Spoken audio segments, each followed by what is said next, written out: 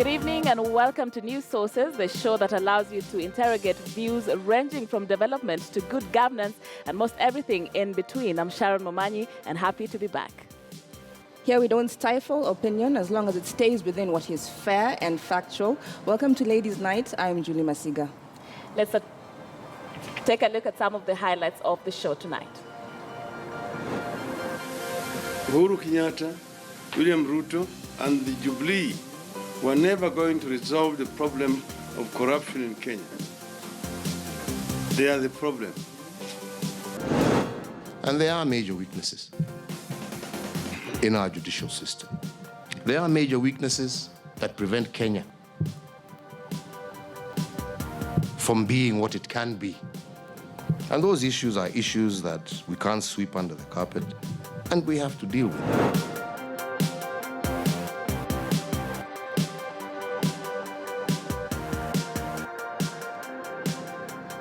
Now, former Premier Raila Odinga has today accused the Jubilee administration of being the biggest problem in Kenya's corruption crisis. Raila says President Kenyatta and his deputy William Ruto have failed spectacularly in the fight against corruption. Raila also cautioned that in the fight against graft, Kenyans are on their own. This comes against the backdrop of the swearing in of a new Chief Justice. Can he save the day? It is clear that when it comes to corruption, we are on our own, and we must think and act as such. Fellow Kenyans, the time has come for us to accept that on corruption, President Uhuru Kenyatta, his deputy President William Ruto, and the Jubilee government have failed and failed spectacularly. Right, let's begin by introducing our guests tonight, of course, and to my immediate left is Betty Waitherero, who is a blogger and activist. Many thanks for joining us today. We also have Faith Rono, who is a communication specialist. Thank you, ladies, for joining us. Let's begin by that soundbite there by Raila Odinga, saying that Kenyans are on their own in fighting corruption. Of course, there's been a lot of talk about this since that summit at State House yesterday. Is this rather alarmist, or are we actually on our own? I'll start with you, Betty. In my view, I think that that's completely alarmist. It's in total disregard of the various presentations by the different institutions that have been tasked to tackle corruption, and the clear message that Uhuru Kenyatta has been sending about his insistence on making sure that these institutions are not only are well-resourced, that they are able to perform their duties.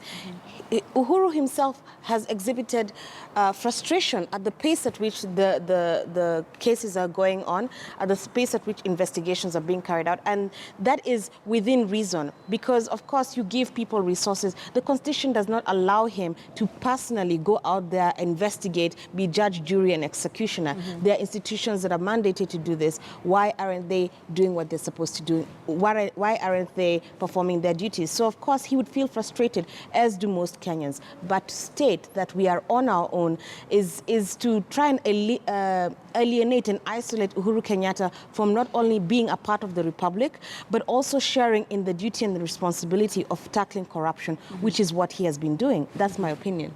But if you look at what went on at State House yesterday, and we had all these leaders of these institutions, tasked with fighting graft in the country, and really most of them just passing the buck, saying, we are doing our best, the next person isn't, and the president also then exhibiting his frustration over this, then does it then not mean that we are actually on our own? If everyone is saying, this is kind of hard. It wasn't me, is what happened. Because even the president blamed the EACC and said, had they not given him bad advice, more or less, he would not have fired his ministers, and even saying that now the former ministers hate him and might somehow mess with his campaign for 2017.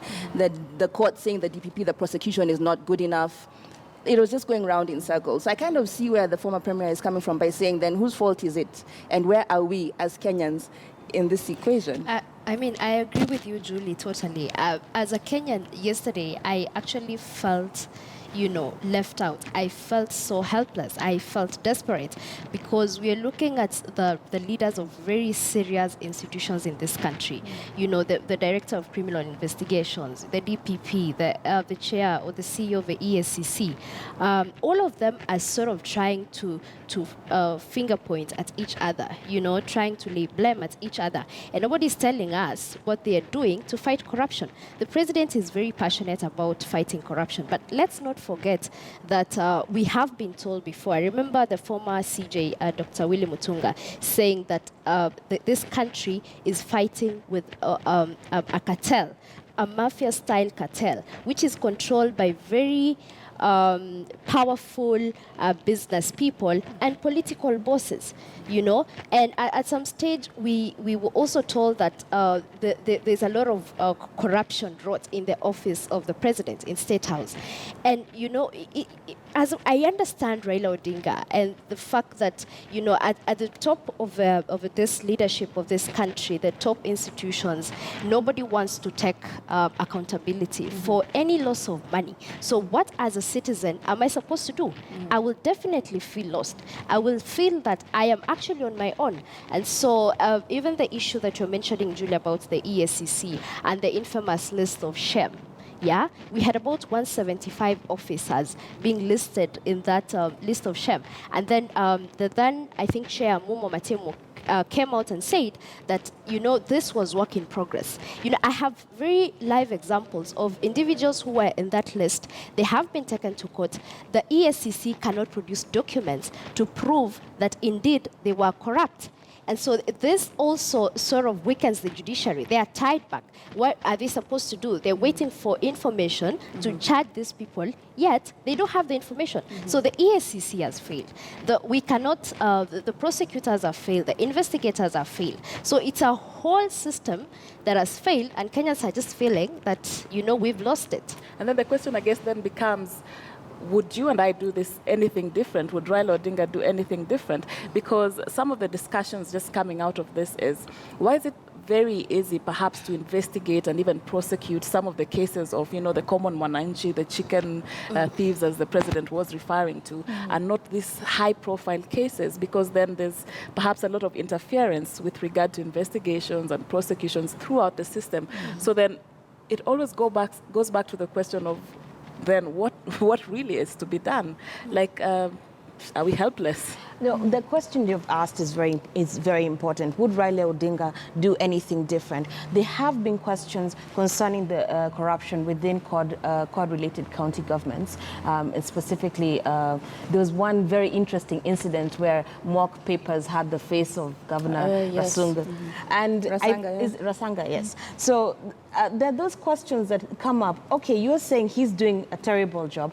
What would you do differently? You'd still have the same institutions, as Faith has pointed out, that are being fought from within. There are questions where investigations are not conducted well, or accusations are made on a public platform before there's any evidence to prove the same accusation. Maybe we need even to be more strict in defining what we consider corrupt. There are a lot of, as the president has said, he had fired CSs. he had fired CSs, and then later on, became embarrassed about the situation because there was nothing to prove it. So there's a lot that we need to work on. That's true, but still sticking with matters of corruption, a frustrated Uhuru Kenyatta told the State House Accountability Summit on Tuesday that officials do not want to deal with corruptions in courts and the judiciary. Corruption is frustrating me. The pressure is on me to do something about corruption, but my hands are tied, he said. But Amani leader Musalia Mudavadi accused Uhuru of being helpless by lamenting and passing the buck. Is that in some respects, yes, we have seen independence of the judiciary. Yes, we have seen them making major dramatic rulings, even against the government. Muko kila siku huko mnatupatia injunction, stopping us from doing our work. Lakini ni haki yenu, tunaendelea. Tutawafuata tu huko mbele. That is you're doing your job, which is good. But at the same time, we must also be frank about where weaknesses exist. And there are major weaknesses in our judicial system. There are major weaknesses that prevent Kenya from being what it can be. And those issues are issues that we can't sweep under the carpet, and we have to deal with. My question about this is, who is supposed to do something? If the president is saying, I am frustrated, I have appointed these people to do a job and they're not doing it, then what happens next? Because we've entrusted the leadership and the governance of this country to him. So, Faith, like you were saying, we feel helpless. Where do we go from here if it seems that even the president himself can't rein in this corruption? I think, honestly speaking, the president is, I would say, he has really tried. You know, he's very passionate about fighting graft. But the people who are failing him are the leaders of these institutions, like I said.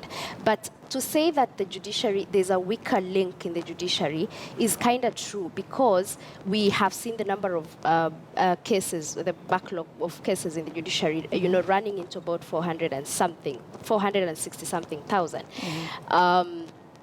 You know, but also, I mean, like I said, everybody should just play their own role, because if the investigators are not doing their bit, if the prosecutors are not doing their bits, then you cannot come and blame the judiciary and say they're not doing their bit. Well, we have issues in the judiciary. You know, the system, you know, the slow system of delivery of justice.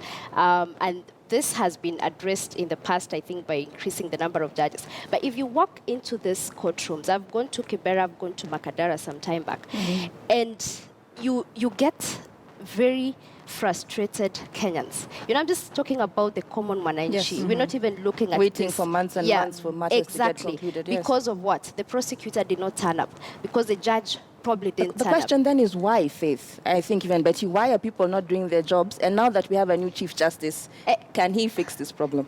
Well, and it's a very good question.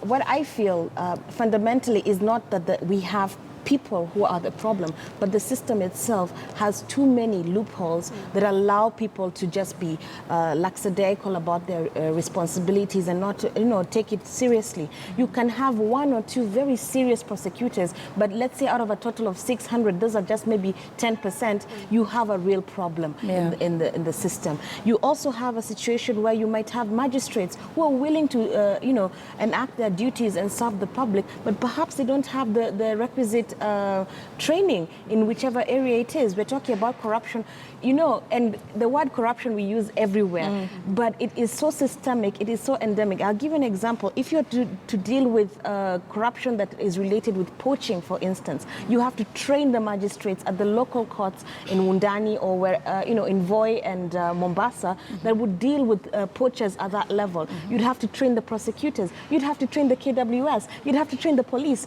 You see, so, and when you have a situation where there's so many loopholes, there's a lack of capacity, then that's where you find that there's an extensive level of frustration. It goes all the way up to State House. And that is not to exonerate the individuals who are supposed to be enacting their duties. So the question comes into the new CJ, can he be able to do this?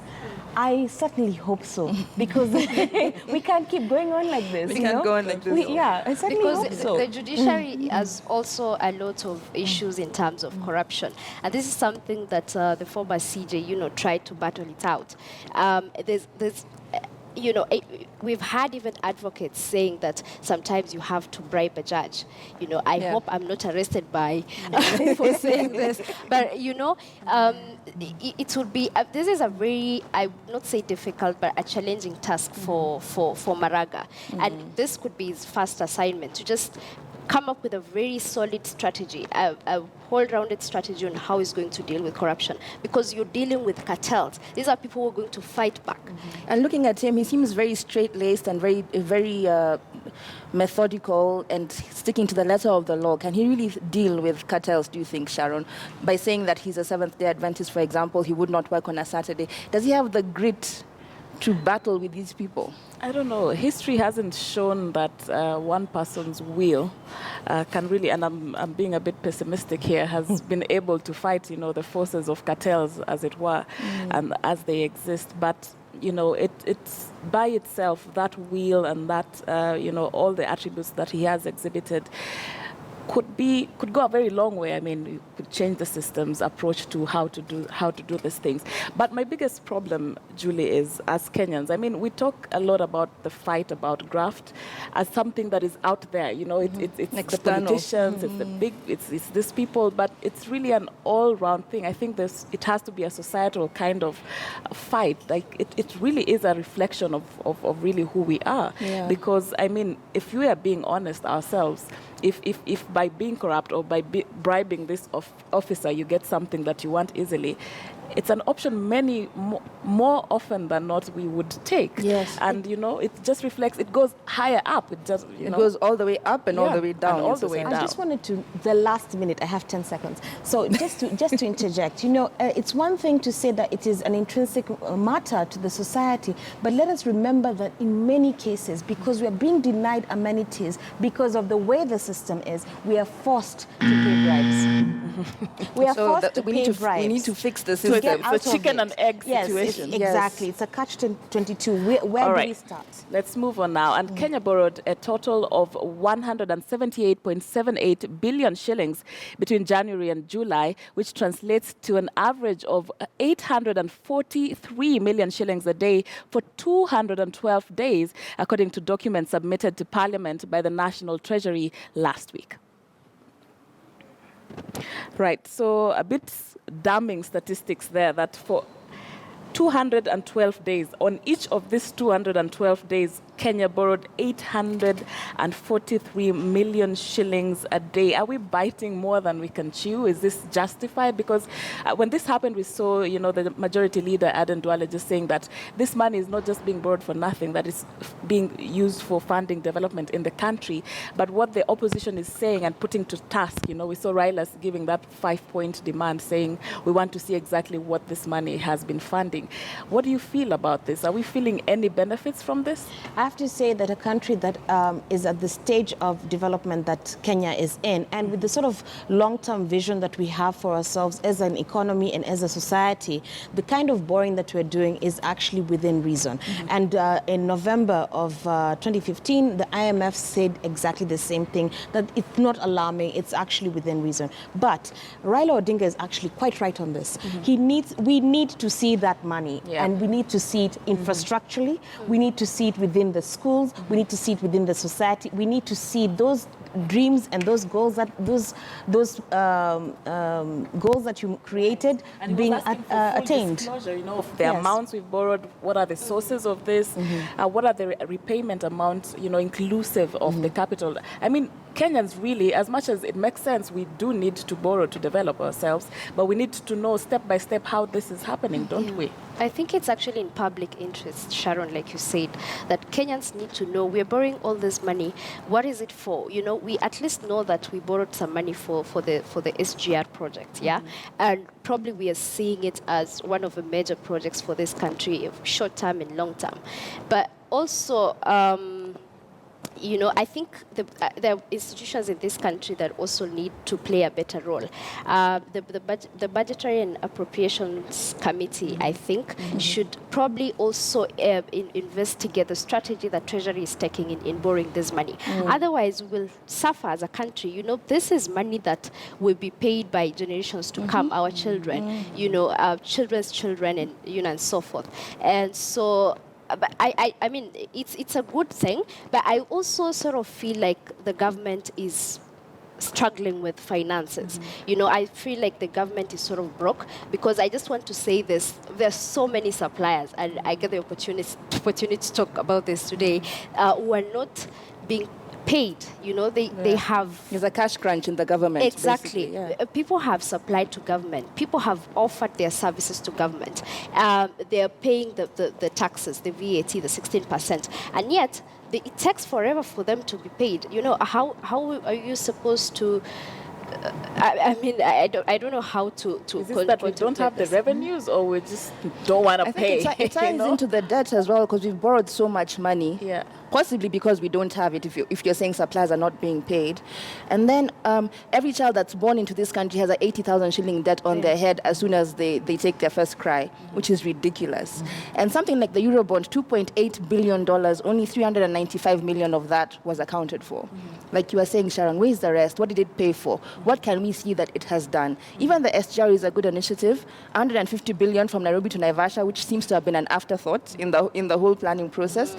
We're borrowing a lot of money and kind of with no clear plan of how we're going to pay it back. I saw a column which said that in 2024, we'll have to pay a single payment of $2.4 billion at one time. I'm not an economist, but I guess one would be able to calculate if you say that a child is born with 80,000 shillings debt on their head. Yeah. If in that time, by the time that this loan matures, then the kind of development that the country has realized then would mean my life has really improved to a state that I can really, surpass this debt that I have on my head. Then it makes sense. But we need to have a better understanding. Exactly. Of this. You need to have milestones towards that goal. And just to piggyback on what Faith said, for you to be able to justify this borrowing, you have to see that the economy is growing in tandem. We're producing the goods that we're able to supply to the region. I always mean it's always on your head. That we're able to supply to the region, that we're able to, use our services and our industry to repay these loans. Yes. Yeah. Well, to something completely different. The only way to end prostitution in Kenya is by arresting the men who seek the services of ladies of the night. Court of Appeal Judge Martha Koome has said. Justice Koome told the Judicial Service Commission, interviewing her for the post of Supreme Court judge, that if there were no customers, then sellers would be forced to close shop. Do you believe this is true? You're looking directly at me. Yeah? Okay, because you stopped. I just had one thought when I heard this. Why are we thinking about stopping the oldest profession in the world? Why don't you legalize it, actually? That was my initial thought, Julia, until I did some research. And actually, because prostitution is illegal in the country. Yes. And it's a debate that has been going on for some time, that perhaps we need to legalize it. Many things would perhaps be under control. I mean, first of all, we could get revenue from this trade.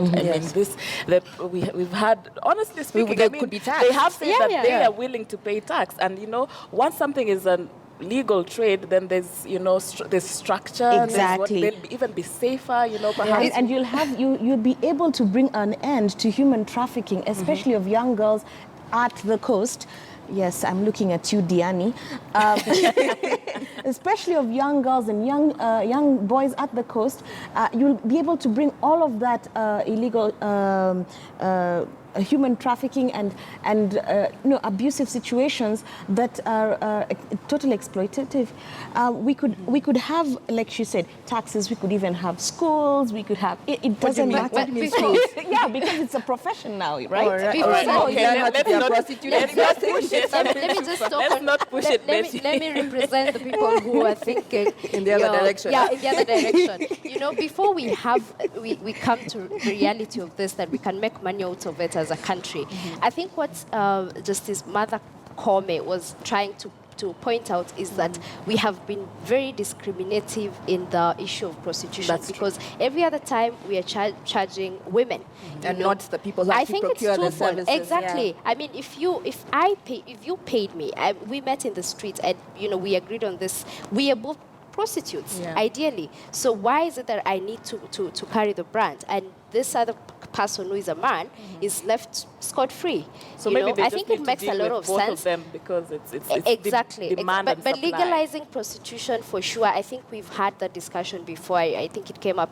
I don't know which year, but I remember there was some sort of discussion around that, and it's a very controversial conversation. I think around 2014. Yeah. Because there was a study, I just saw that, it was done by Spectrum Network International, and they did some wide kind of a survey across the country, and most Kenyans were actually for the idea of legalizing the trade. I mean, it made sense from various perspectives, from, economic perspective, also for the rights of these workers, and also health health-wise, because then you're able to even train these workers on, Schools. using condoms, protection. And the funny thing is, when they talk about protection in the penal code, they kind of think that all prostitutes are female. They don't address male prostitution. That's the other thing. Yeah, and then they don't actually criminalize prostitution itself. They say living off the proceeds of prostitution. So what if you find me on the streets prostituting, but I'm not living off the proceeds? First of all, how do you prove that I am Okay, one? so that's like a hobby. It's just Okay. No, it's a very difficult. it's a very archaic law that they're actually And then it's a sticking moral, to. there's some moral connotation to this whole subject that makes it a bit complex, because I think